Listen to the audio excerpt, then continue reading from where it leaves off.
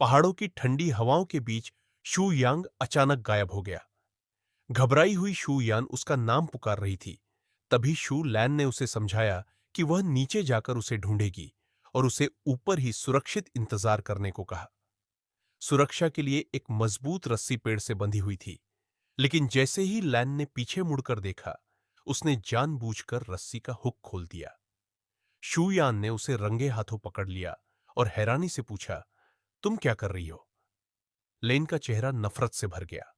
उसने चीखते हुए कहा कि उसकी वजह से उसका परिवार बर्बाद हो गया और हर कोई हमेशा उसी को प्यार करता था।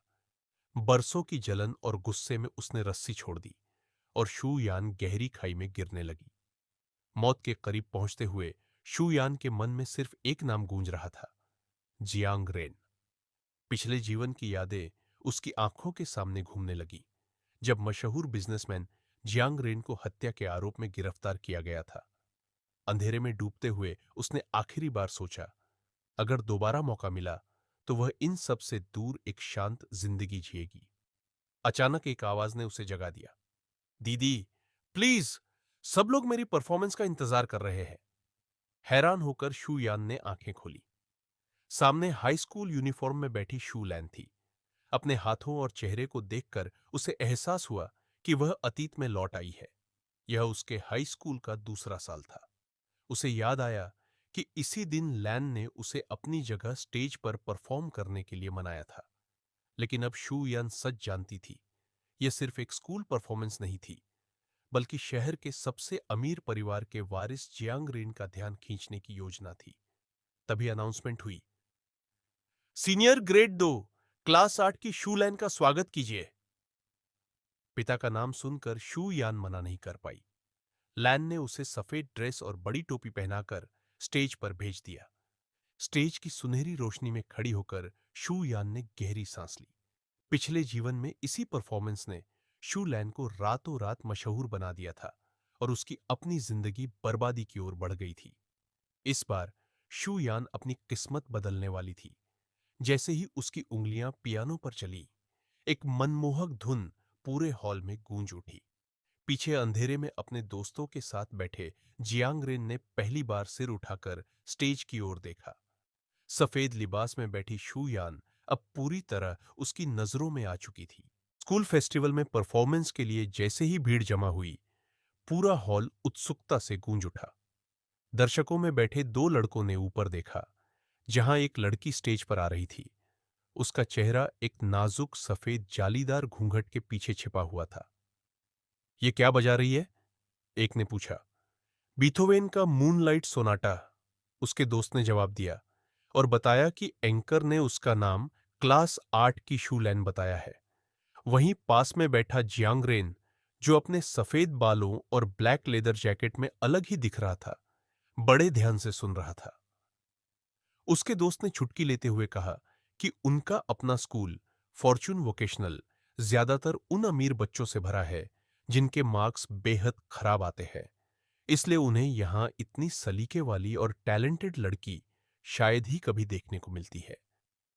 जियांगरेन को इतने ध्यान से देखते हुए देखकर दोस्त ने उसे चिढ़ाया, क्या देख रहा है रे?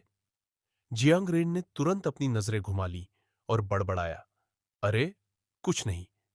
हालांकि मन ही मन उसने माना कि वह बुरा नहीं बजा रही थी, लेकिन फिर भी उसके घमंड ने जोर मारा। हम्म, मुझे इस तरह की लड़कियां बिल्कुल पसंद नहीं है। स्टेज पर घूंघट के पीछे छिपी उस लड़की, जिसका असली नाम मेंगटिंग था, को उसकी तीखी नजर साफ महसूस हो रही थी। इसे महसूस करते ही उसके मन में डर की एक लहर दौड़ गई, जिसमें उसके पिछले जीवन का भारी बोझ छिपा था।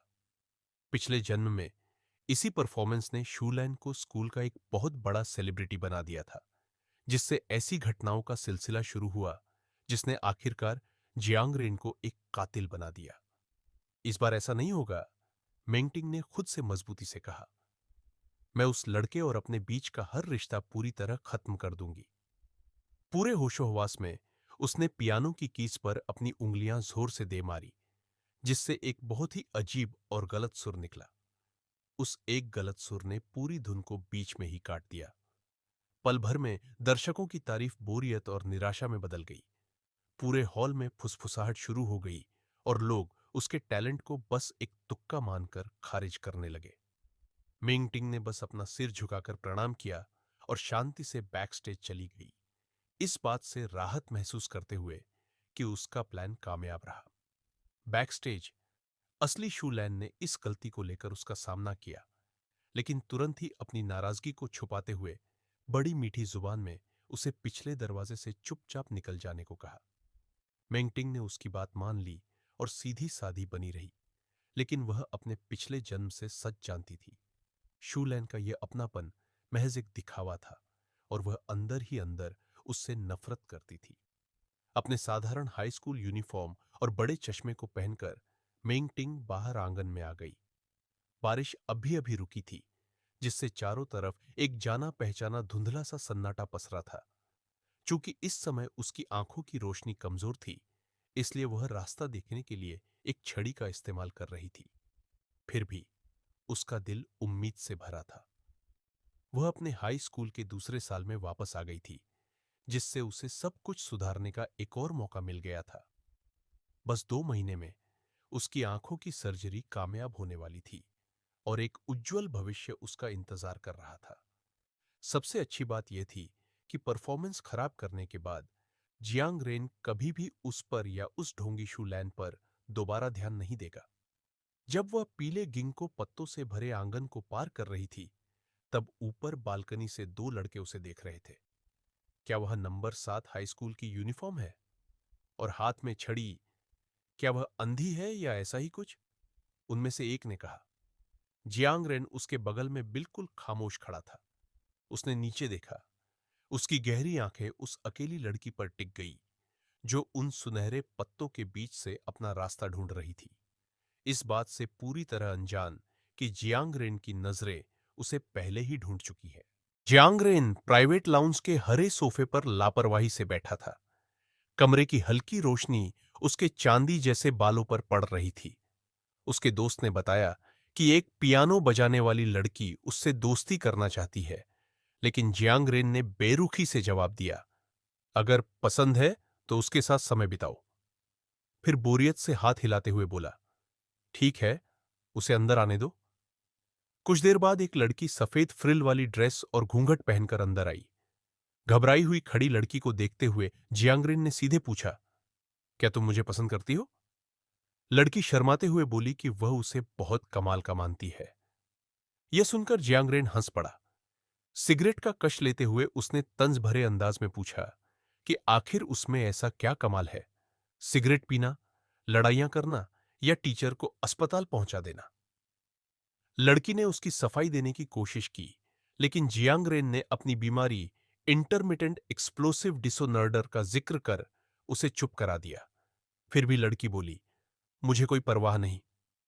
जियांगरेन की आंखें ठंडी हो गई। उसने सिगरेट बुझाते हुए कहा, लेकिन मुझे परवाह है। उसने उसकी बेइज्जती करते हुए कहा कि कम से कम शेन युकिंग जितनी खूबसूरत तो होनी चाहिए, और उसे वहां से जाने को कह दिया। अपमानित लड़की रोती हुई बाहर निकल गई। उसे याद आया कि लोग शेन युकिंग को जियांगरेन की गर्लफ्रेंड कहते हैं, लेकिन उसके मन में एक और नाम आया, मैंग टिंग। लंबे काले बालों और मासूम चेहरे वाली मेंग टिंग उसे शेन युकिंग से कहीं ज्यादा सुंदर लगती थी। उधर नंबर 7 हाई स्कूल के बस स्टॉप पर मेंग टिंग खड़ी थी। नीली ड्रेस, यूनिफॉर्म जैकेट और गहरे चश्मे में वह अपने पुराने जीवन की यादों में खोई हुई थी। उसे राहत थी कि इस समय तक उसके पिता का भयानक एक्सीडेंट नहीं हुआ था। तभी एक मोटरसाइकिल की तेज आवाज ने सन्नाटा तोड़ दिया। काली बाइक तेजी से उसकी तरफ आई और उसके सामने आकर रुक गई। पीछे बैठे लड़के ने कहा, अरे, ये तो वही अंधी लड़की है जिसे हमने स्कूल में देखा था। बाइक रुकते ही सुनहरे पत्ते हवा में बिखर गए। मेंगटिंग सावधानी से एक कदम पीछे हटी। तभी सवार ने अपना काला वाइजर ऊपर उठाया। हेलमेट के पीछे से चांदी जैसे बाल और तीखी आंखें दिखाई दी। वह जियांग रेन था और वह बिना पलक झपकाए मैंग टिंग को घूर रहा था।